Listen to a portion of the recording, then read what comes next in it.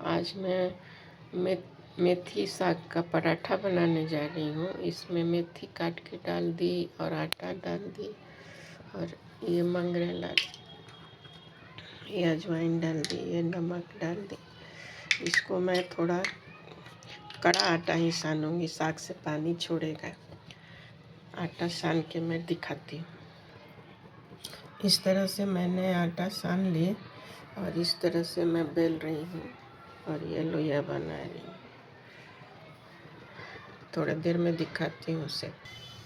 इस तरह से मेथी का पराठा सेका गया, बहुत टेस्टी है। खाइए, खिलाइए, बच्चों को खिलाइए, सभी को खिलाइए, आप भी खाइए।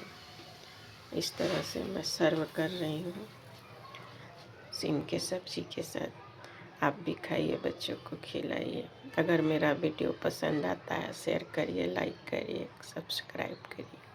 जय गुरु, जय माँ।